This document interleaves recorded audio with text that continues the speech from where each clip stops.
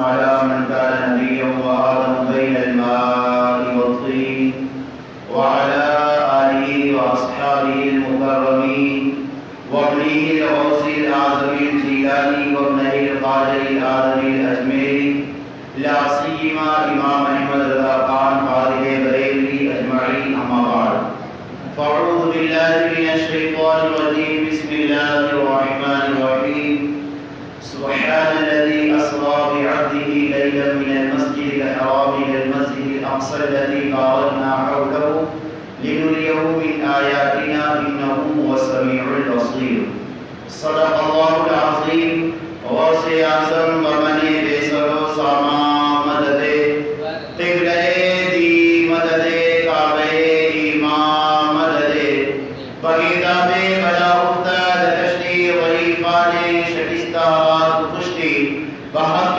خواجہ عثمان ہارون مدد کن یا معین الدین چشتی مدد کن یا معین الدین چشتی مدد کن یا معین الدین چشتی بات توحید کے متوالوں شمع رسالت کے پروانوں اولیاء امت کے جانثاروں چمنستان رضویت و اشرفیت کے مہکتے پھولوں السلام علیکم ورحمۃ اللہ وبرکاتہ۔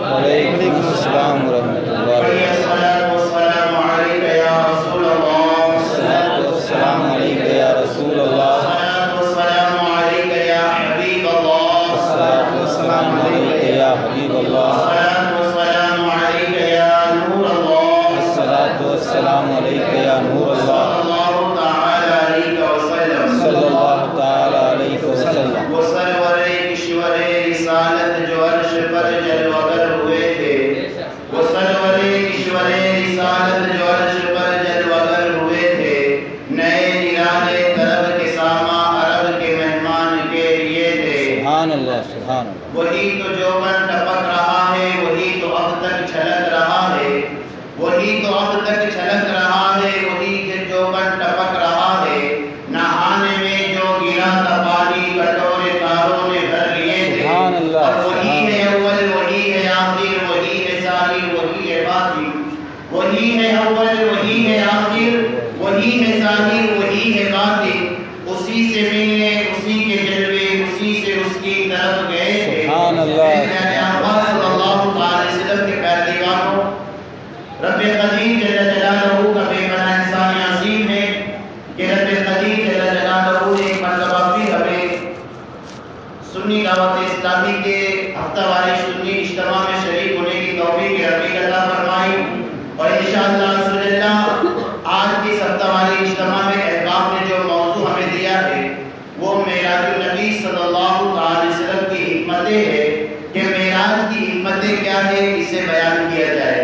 اور جس مہینے میں ہم اور آپ اپنی زندگی کے شب و روز کو گزار رہے ہیں، یہ وہ بابرکت مہینہ ہے جس کے حوالے سے اللہ کے رسول ارشاد فرماتے ہیں کہ رجب شہر اللہ، رجب یہ اللہ کا مہینہ ہے۔ اس مہینے کو بے شمار جو ہے فضیلتیں حاصل ہے اور بے شمار نسبتیں بھی حاصل ہے۔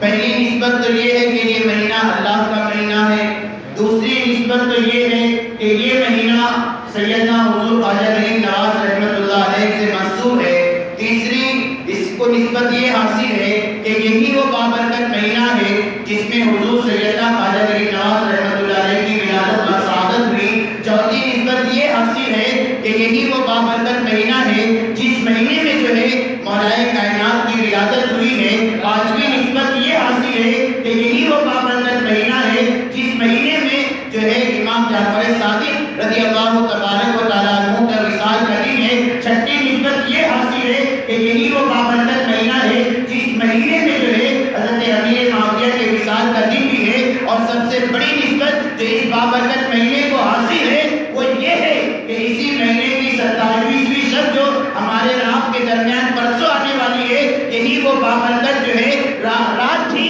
جس میں اللہ نے اپنے حبیب کو معراج عطا فرمائی۔ سبحان اللہ۔ جو آقا علیہ الصلوۃ والتسلیم کو اللہ نے معراج عطا فرمائی، یہ وہ آقا علیہ الصلوۃ والتسلیم کا عظیم معجزہ ہے کہ اللہ رسول اللہ نے کم و بیش 1,24,000 انبیاء کرام میں یہ معجزہ کسی کو بھی عطا نہیں کیا۔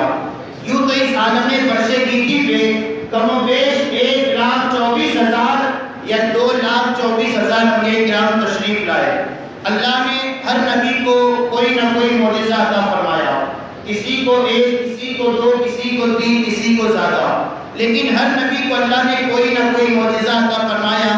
جیسے کہ اللہ نے کسی نبی کو یہ معجزہ عطا فرمایا کہ مردے کو ٹھوکر لگاتے تھے تو مردہ زندہ ہو جاتا تھا. کسی نبی کو یہ معجزہ عطا فرمایا کہ وہ کوڑیوں پہ ہاتھ پھیرتے تھے تو اس کا کوڑ بند ہو جاتا تھا. کسی نبی کو یہ معجزہ عطا فرمایا کہ وہ نابینا کے ہاتھ پہ جو ہے چہرے پہ ہاتھ پھیر دیتے تو اس کی آنکھوں کی روشنی بدل آتی. کسی نبی کو یہ معجزہ عطا فرمایا کہ اللہ اکبر جب وہ سمندر میں جو ہے اپنا عصا مارتے تھے سمندر میں 12 راستے پھٹ جاتے تھے اور پھر جب اسی راستے پہ جب اور عصا مارا تو اس پہ پانی کی کھڑکی بنا دی گئی. کسی نبی کو یہ معجزہ عطا فرمایا اگر وہ پتھر پہ عصا مارتے تھے پتھر سے پانی کے چشمے جاری ہو جاتے. تو کسی کو آواز کا معجزہ عطا فرمایا, کسی کو حسن کا معجزہ عطا فرمایا. الغرض یہ کہ بے شمار نبیوں کو معجزہ جو ہے اللہ نے عطا فرمایا. لیکن جب باری آتی ہے احمد مصطفیٰ کی, جب باری آتی ہے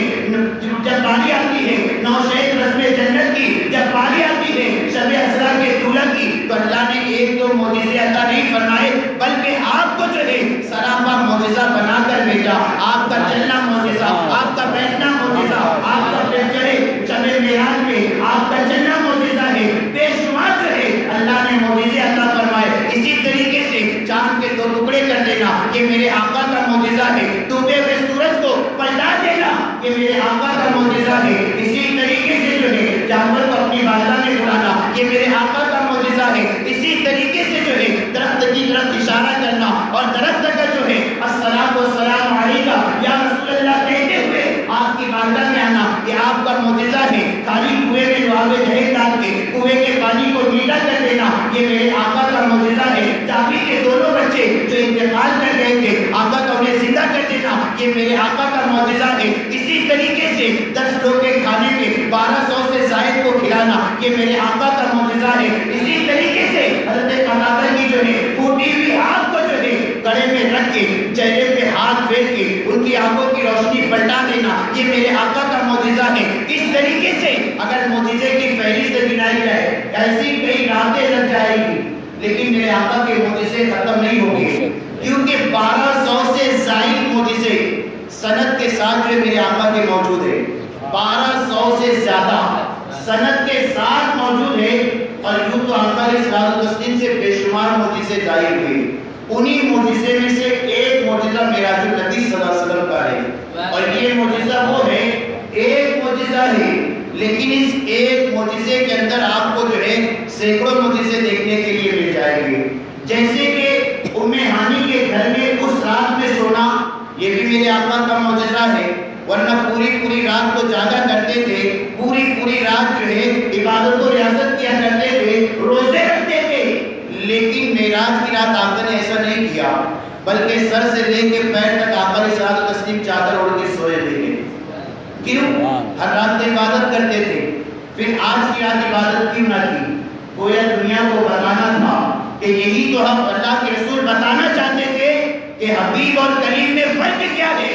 حبیب وہ ہے جو اگر سو جائے تو رب اس کے حوالے سے ارشاد فرماتا ہے جبریل امین سے فقبل یا جبریل, اے جبریل جلدی کر, ان اللہ اشتاق الی لقاء یا رسول اللہ, جا کے میرے حبیب سے کہہ دے اللہ میرے دیدار کا مشتاق ہے, اللہ تجھے دیکھنا چاہتا ہے اور اپنے آپ کو تجھے دکھانا چاہتا ہے.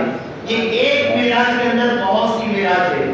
قرآن پہ سوار ہونا یہ بھی میرے آقا کا معجزہ ہے. اسی طریقے سے گویا پلک کے جھپکنے سے پہلے ہی ایک آسمان پہ جانا, دوسرے پہ جانا, تیسرے پہ جانا, چوتھے پہ جانا, 7 آسمان کو عبور کرنا, یہاں تک کہ سدرۃ المنتہا جانا, وہاں پہ فرشتوں کی امامت کرنا, اس کے اور آگے جانا, عرش اعظم پہ جانا, عرش سے آگے جانا اور رب تبارک و تعالیٰ رب تبارک سے باتیں کرنا. اور اتنا ہی نہیں, بات چیت کرنے کے بعد جو ہے پلک جھپکنے سے پہلے پلٹ کے آنا.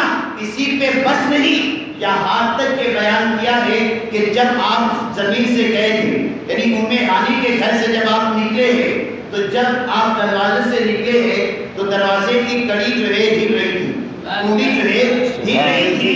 اور جب آپ معراج سے واپس آئے تو گویا جب بھی وہ کڑی گر رہی تھی، بلکہ یہاں تک کہ ہمارے امام فرماتے ہیں کہ زنجیر بھی ہلتے رہی، بستر بھی رہا کر ایک آن میں گئے آئے محمد صلی اللہ علیہ وسلم۔ ایک معجزے میں ہزار معجزے چھپے ہوئے نظر آتے ہیں، لیکن پہلے یہ سمجھیے کہ معجزہ کہتے کسے ہیں؟ معجزہ اسے کہتے ہیں کہ انسان کی عادت کے خلاف کوئی ایسا واقعہ رونما ہو جانا جو انسان کی عادت میں نہیں ہے، اگر وہی چیز کسی نبی سے واقع ہو جائے اسے معجزہ کہتے ہیں۔ جیسے کہ آپ بتائیے ہم میں کوئی ایسا انسان ہے جو ابھی جو ہے سورج جہاں پہ ڈوبا اگر اشارہ کرے تو سورج کو پلٹا سکتا ہے کوئی؟ یہ عادت کے خلاف نہیں ہو سکتا ہے ایسا، لیکن حضور نے یہی کیا، سورج کی طرف اشارہ کیا تو ڈوبے ہوئے سورج کو آپ نے پلٹایا اور مولائے کائنات سے کہا کہ آپ نماز پڑھیے، مولائے کائنات نے نماز پڑھی، اس کے بعد ڈوبا سورج ڈوبا۔ تو یہ عادت کے خلاف ہے، اور آسانی سے سمجھاؤ تو معجزے کی تعریف یہ ہے کہ انسان کی عقل جہاں پہ عاجز آ جائے اسی کو معجزہ کہتے ہیں۔ اب یہ سب سمجھنے سے انسان کیا عاجز ہے، اور یہ معراج اتنا بڑا میرے آقا کا معجزہ ہے نا کہ بہت سارے اس کو سمجھ نہ پائے، اور بہت سارے جو مرتد ہوئے معراج کے بعد۔ اللہ کے رسول نے جب اعلان کیا نا کہ میں رات کے تھوڑے سے حصے میں اتنی بلندی پہ گیا، یہ کیا، انبیاء کی امامت فرمائی، پھر اللہ رسول اللہ کی بارگاہ میں پہنچا، بات چیت کی، فرشتوں کو نماز پڑھائی، پہلے آسمان میں دوسرے آسمان میں، فرشتوں سے ملاقات میں، انبیاء سے ملاقات ہوئی، جب یہ سب باتیں گئی تو بہت سارے جو ہے نا یہ سن کے جو نئے نئے ایمان لائے تھے مرتد ہو گئے۔ تو گویا یہ خواب کا معاملہ نہیں تھا، یہ جانتے کا معاملہ تھا۔ انشاءاللہ گفتگو میں جتنا وقت میسر آئے گا ہم انشاءاللہ آپ کو بتائیں گے۔ گویا اللہ نے ہر نبی کو کوئی نہ کوئی معجزہ عطا فرمایا، اور اپنے حبیب کو بھی بے شمار معجزے عطا فرمائے، لیکن دو معجزے میرے آقا کے ایسے ہیں کہ آپ سے پہلے اللہ نے کسی کو عطا نہیں فرمایا۔ یوں تو آپ کے ہر معجزے بے مثل بے مثال ہے، لیکن دو معجزے، ایک تو قرآن پاک اور دوسرا معراج النبی صلی اللہ علیہ وسلم، یہ دو معجزے ایسے ہیں کہ اس کی مثال جو ہے نہ اس سے پہلے نہیں ملے گی اور نہ صبح قیامت تک نہیں مل سکتی ہے۔ تو معراج النبی جو اللہ نے اور نبیوں کو بھی معراج عطا کی۔ اگر میں کہوں کہ حضور کا یہ معجزہ ہے، یہ بہت عظیم معجزہ ہے، تو لوگوں کے ذہن میں خیال آ سکتا ہے کہ ابھی آپ ہی کہہ رہے ہیں کہ اللہ نے اور نبیوں کو بھی معراج عطا کی، تو پھر نبی کی معراج میں کیا خاص بات ہے؟ یہی تو ہم بتانا چاہتے ہیں کہ اوروں کی اور نبی کی معراج میں فرق کیا ہے۔ فرق یہ ہے کہ اللہ نے اور نبی کو جو معراج عطا کی نا کسی فرش گیتی پہ کی ہے، کسی کو مچھلی کے پیٹ میں، کسی کو سمندر پہ، کسی کو کوہ طور پہ، کسی کو کہیں کسی کو کہیں، لیکن جب اپنے حبیب کی باری آئی نا تو اللہ نے جو ہے زمین پہ نہیں بلکہ آسمان پہ نہیں، پہلے دوسرے تیسرے چوتھے پانچویں چھٹے ساتویں پہ نہیں، یہاں تک کہ سدرۃ المنتہا پہ بھی نہیں، کیونکہ وہاں بھی کسی کی گزر ہے جبریل امین کی، چاہتا تو عرش پہ دیتا لیکن عرش پہ نہیں، عرش سے پرے جا کر وہاں پہ اللہ نے اپنے حبیب کو معراج عطا کی کہ وہاں پہ اس لیے عطا کی کہ اب وہاں قیامت تک کوئی پہنچ نہیں سکتا۔ تو پہلی حکمت اللہ کے رسول کی معراج کی حکمتوں میں سے حکمت یہ ہے اللہ نے اپنے حبیب کو وہاں بلایا جہاں پہ کوئی پہنچ نہیں سکتا، کیونکہ اب سے لے کے یعنی اللہ کے رسول کے زمانے سے لے کے قیامت تک کا جو زمانہ ہے نا یہ اللہ کے رسول کا زمانہ ہے۔ کس کا زمانہ ہے؟ اللہ کے رسول کا۔ اب کوئی نیا نبی آنے والا نہیں ہے، یہ زمانہ کس کا ہے؟ میرے آقا کا، جب تک کہ قیامت قائم نہیں ہو جائے گی۔ تو ظاہر سی بات ہے اللہ صلی اللہ کے علم میں یہ تھا کہ آج تو میرے حبیب کی امت کا حال یہ ہے کہ حضور کی امت میں ایسا بھی دیکھنے میں آئے گا کبھی لوگ گدھے اور خچر میں سفر کریں گے، لیکن پھر آگے چل کے ایسا زمانہ بھی آئے گا یہی گدھے اور خچر میں سفر کرنے والے کبھی ٹرین اور ایروپلین میں بھی سفر کریں گے۔ آج تو یہ ہے کہ لوگ دھوپ سے اپنے آپ کو بچا نہیں پاتے، لیکن حضور کی امت میں ایسا بھی زمانہ ان کی امت پر آئے گا کہ لوگ سورج کی شعاؤں کو گرفتار کریں گے، چاند پہ جو کمند ڈالیں گے، لوگ یہ باتیں کریں گے۔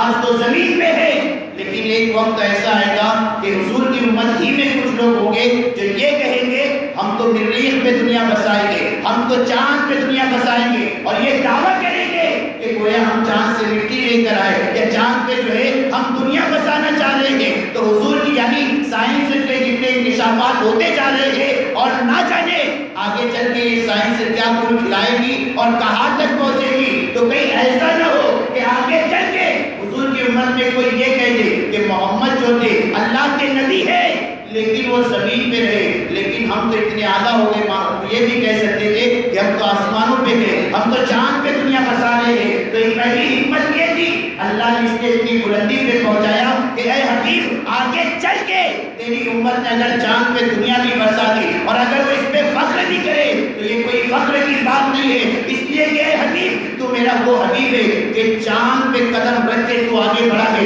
یعنی اگر آگے چل کے کوئی مریخ پہ دنیا بسائے، چاند پہ دنیا بسائے، وہ کہا جائے گا قدم ناصر مصطفیٰ کے نیچے ہی رہنے والا ہے، چاہے کتنی بھی بلندی پہ جائے، لیکن وہ کہاں تک جائے گا؟ چاند ہی پہ جائے گا نا۔ تو ہماری آخری حد چاند ہے، لیکن میرے آقا کی معراج کی ابتدا چاند کے اوپر سے ہے۔ اس کے اللہ نے اپنے حبیب کو اتنی بلندی پہ بلایا۔ اب قیامت تک کوئی بھی ہو، کتنی بھی ٹیکنالوجی جو ہے بلندی پہ پہنچ جائے، سائنس سے کتنے بھی انکشافات ہمارے سامنے کرتے رہے، قیامت تک کوئی میرے آقا سے آگے نہیں جا پائے گا، کیونکہ اللہ نے بتا دیا تو میرا حبیب ہے، کوئی تیرے آگے نہ نکلے۔ اور انسان تو انسان یار، جبریل امین جس کے آگے نہ جا سکے ہو، اب انسان کہاں ان کے آگے جا سکے گا؟ جب میرے آقا نے کہا نا سدرت سے آگے جانے کی باری، کہا چلو جبریل آگے چلو، تو جبریل نے کہا نہیں، یہی میری انتہا ہے، اگر ایک بال کے برابر بھی آگے بڑھا نا میرے اوپر اللہ کی تجلی سے جل جائیں گے۔ جس کے آگے جبریل نہ جا سکو، آج وہی کلمہ پڑھنے والے کہتے ہیں کہ ہم عبادت میں حضور سے آگے نکل گئے ماشاءاللہ، ان کی عمر 63 سال کی، ہماری اگر 65 سال ہوگی، ہم نے 2 سالوں سے زیادہ عبادت کر لی۔ اس طریقے کے لوگ بھی آگے تھے، اس لیے ان کے منہ پہ تماچے مارنے کے لیے اللہ نے اتنی بلندی پہ پہنچایا ہے۔ تو پہلی حکمت یہ تھی۔ دوسری حکمت یہ کہ آپ کو اتنی بلندی پہ لے جانے کی کہ زمین اور آسمان کے درمیان ایک مناظرہ ہوا تھا۔ زمین نے آسمان سے کہا کہ میں تجھ سے افضل ہوں۔ آسمان نے کہا وہ کیسے؟ تو زمین نے کہا میرے پاس چرندے ہیں، پرندے ہیں، لہلاتے ہوئے پھول ہے، رنگ برنگے پھول ہے، میں تجھ سے افضل ہوں۔ تو آسمان نے کہا میرے پاس چاند ہے، ستارے ہیں، سیارے ہیں، لوح ہے، قلم ہے، تو میں تجھ سے افضل ہوں۔ تو زمین نے کہا میں تجھ سے اس لیے کہ افضل ہوں کہ میرے پاس خانہ کعبہ ہے، جس کے اولیاء قطب اور انبیاء سب نے طواف کیا ہے۔ تو آسمان نے کہا اگر تیرے پاس بیت اللہ شریف ہے تو میرے پاس بیت المعمور ہے، جس کا طواف فرشتے کرتے ہیں۔ جیسے زمین کا خانہ کعبہ جا پہ اسی کی بلندی پہ جو ہے نا، آگے چل کے آسمانوں کی بلندی پر جو بیت المعمور ہے، اسی کا جو ہے فرشتے طواف کرتے ہیں، جو سدرۃ المنتہا پہ ہے۔ تو کہا میرے پاس تو وہ ہے۔ اس کے بعد آسمان نے کہا زمین میں تجھ سے افضل ہوں اس لیے کہ میرے پاس جنت ہے۔ میرے پاس کیا ہے؟ جنت ہے۔ بس اتنا کہنا تھا۔ زمین نے مسکراتے ہوئے کہا اگر تیرے پاس جنت ہے تو میرے پاس مالک جنت ہے۔ سبحان اللہ۔ میرے پاس جنت ہے تو میرے پاس مالک جنت ہے، اور وہ ہمیشہ میرے ہی پاس رہنے والے ہیں۔ بس اتنا کہنا تھا۔ آسمان نے شرمندگی سے اپنا سر جھکا لیا اور رب کی بارگاہ میں ایسے کہ میرے مولا مجھے زمین کے سامنے شرمندہ نہ فرما، اے اللہ میری لاج رکھ لے جب تو اپنے حبیب کو دنیا میں بھیجے گا، اور جب میرا حبیب زمین پر آ جائے کوئی تو ایسا وقت ہو کہ ایک لمحے کے لیے کچھ دیر کے لیے تیرا حبیب میرے پاس آ جائے اور میں بھی میرے فخر سے سر اونچا کر سکوں کہ میرے پاس تیرا حبیب تشریف لایا۔ رب نے فرمایا ایک رات آئے گی اور وہ شب معراج ہوگی، میرا حبیب تجھ پہ قدم رکھے گا اور تیرے پاس جب رنجا فرما ہوگا تو تیری قسمت کی بھی معراج ہو جائے گی۔ دوسری حکمت یہ تھی۔ لیکن تیسری بہت اہم حکمت جو بتاؤں گا اس پہ خاص توجہ دیں، یہ حکمت سب سے اہم ہے اور یہی خاص طور پہ مجھے بیان بھی کرنا ہے، اس لیے کہ اس کے حوالے سے بہت سارے لوگ نا آج طرح طرح کی باتیں کر رہے ہیں اور وہ یہ کہتے ہیں کہ نہیں یہ سب خواب کا معاملہ ہے، یہ جیتے جاگتا کوئی معاملہ نہیں ہے۔ اور وہ یہ ہے کہ تیسری حکمت یہ کہ اللہ نے اپنے حبیب کو معراج پہ کیوں بلایا؟ تو معراج پہ بلانے کی حکمت یہ کہ اللہ قرآن پاک میں ارشاد فرماتا ہے ان اللہ اشتری من المؤمنین انفسهم واموالهم بان لهم الجنہ، کہ بے شک اللہ نے مومنین کی جانوں کو ان کے مال کو خرید لیا، بان لهم الجنہ، جنت کے بدلے۔ یعنی ہماری جان اور ہمارے مال کو کس نے خریدا؟ کس نے خریدا؟ بولو اللہ نے۔ اللہ نے۔ ہمارا خریدنے والا کون؟ اللہ۔ اللہ۔ بکنے والے کون؟ مسلمانوں کی جان مال بک رہے ہیں اور اس کی قیمت کیا لگائی؟ ہماری قیمت کیا لگائی؟ جنت۔ کیا لگائی بولیے؟ جنت۔ جنت لگائی۔ اور اس سودے کے وکیل کس کو بنایا اللہ نے؟ اپنے حبیب کو بنایا۔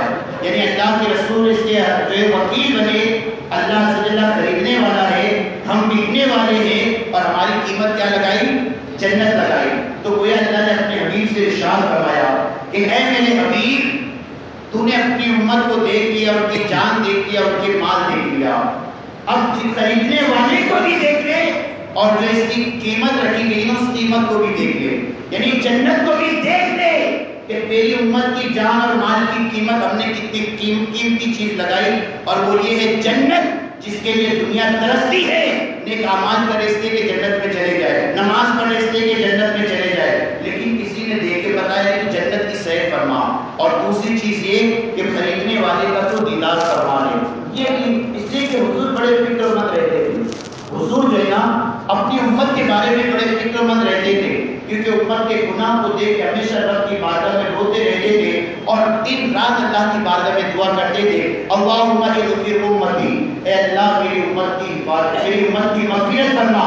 دن رات جو ہے اللہ کے رسول ہمارے لیے رویا کرتے تھے، اے اللہ میری امت کی مغفرت فرما۔ تو گویا اللہ نے چاہا کہ حبیب ٹھیک ہے، تجھے تیری امت کی بڑی فکر ہے نا، معراج کی رات تو ذرا میری بارگاہ میں آ جا، تیری امت کے بارے میں کیا فیصلہ کرنا ہے تو میری بارگاہ میں آ جا، ہم لوگ جو ہے دونوں آپس میں مل کے بات چیت کر لیتے ہیں کہ تیری امت کے بارے میں فیصلہ کیا کرنا ہے۔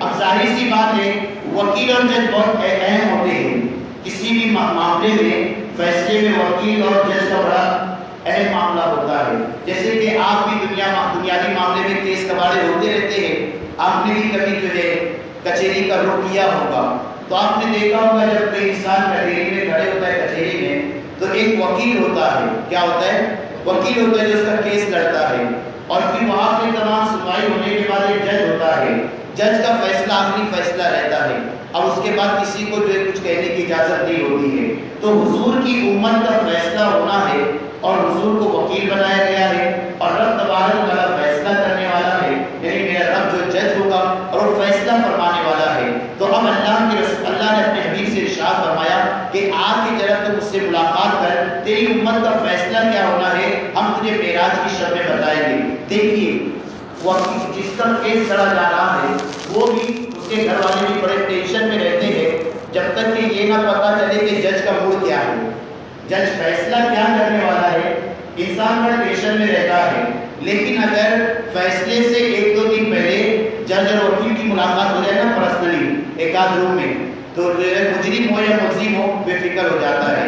لیکن وکیل اور جج کی ملاقات ہو گئی اور فیصلہ اچھا ہی آنے والا ہے، وہ گھر والے بھی بے فکر ہو جاتے ہیں، یہاں تک کہ وکیل بھی بے فکر ہو جاتا ہے، فیصلہ تو اچھا ہی آنے والا ہے۔ کیوں؟ کیونکہ جج اور وکیل کی کیا ہو گئی؟ تنہائی میں ملاقات ہو گئی۔ تو ان کی پرسنلی ملاقات جو ہے انسان کو تمام فکر سے بے فکر کو دور کر دیتی ہے، بلا تشبیہ بلا تمثیل، بتانے کے لیے، سمجھانے کے لیے، ملانے کے لیے نہیں کہتا۔ حضور کی امت کا فیصلہ کیا ہونا ہے وہ تو قیامت میں ہوگا، لیکن رب نے فرمایا معراج کی شب میں میرے حبیب تجھے بتا دو کہ تیری امت کا فیصلہ کیا ہونا ہے۔ اللہ سبحانہ وتعالیٰ نے اپنے حبیب کو بلایا، اور بلانے کی ایک وجہ اور بھی تھی، کیونکہ ابھی اللہ سبحانہ وتعالیٰ نے اپنا دیدار کسی نبی کو کرایا نہیں، کسی نبی نے اللہ کو دیکھا نہیں ہے۔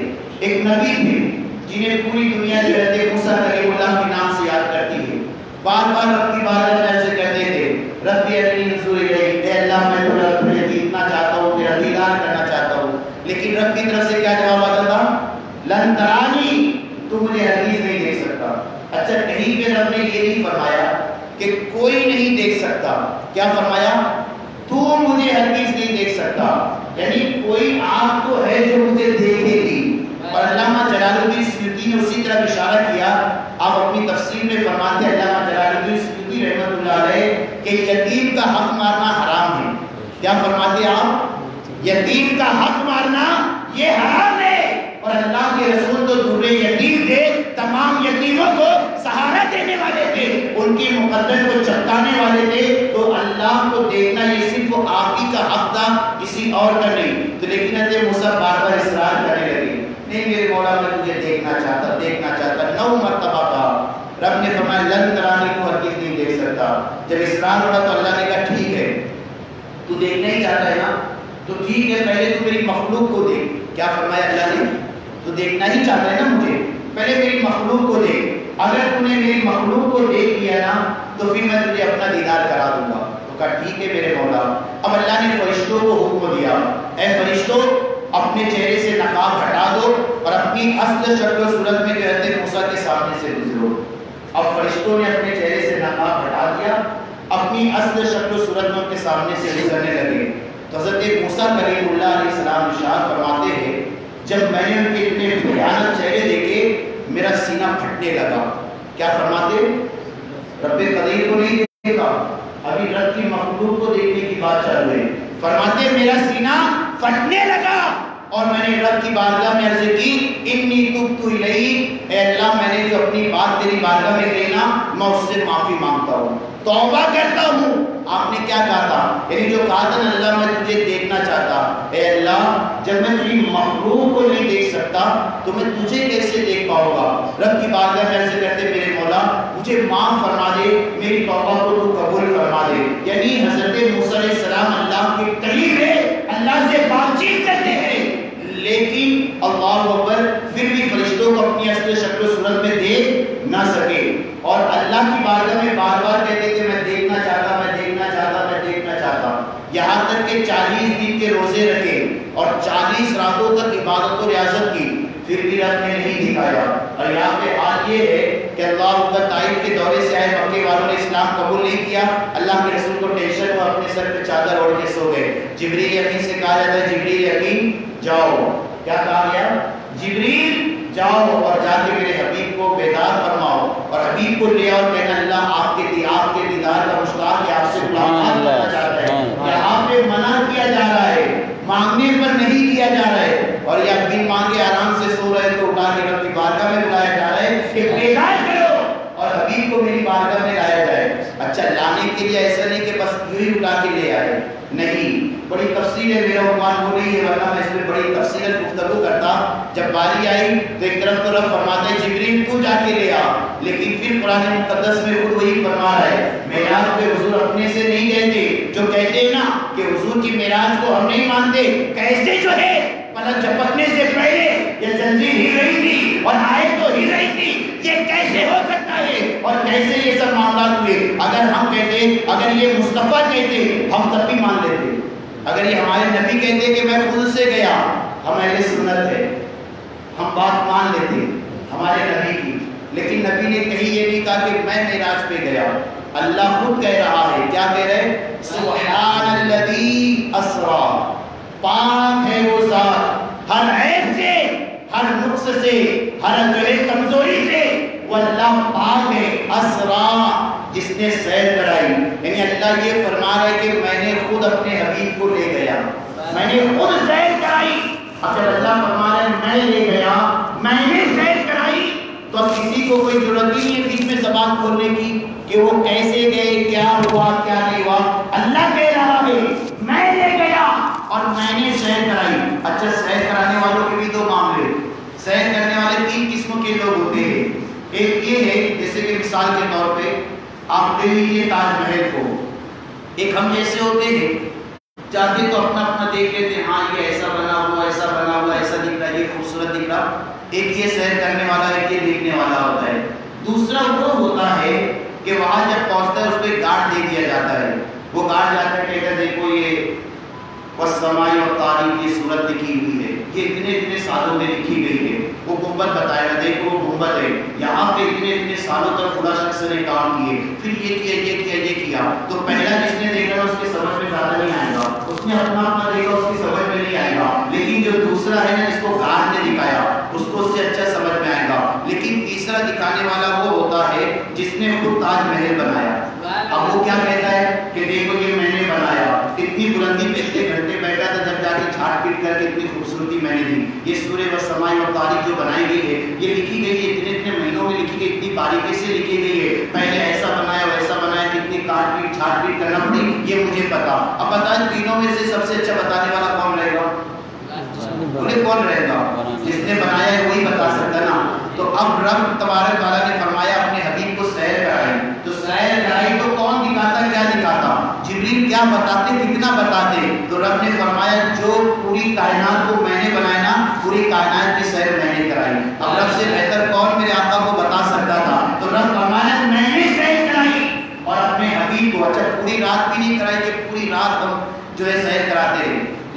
قلیلاً کہا گیا ہے، بڑے مختصر سے وقت میں، اتنا مختصر سا وقت کہ آپ اگر احادیث کی کتابیں اٹھائیں گے آپ کو پتہ چلے گا کہ آقا فرماتے جب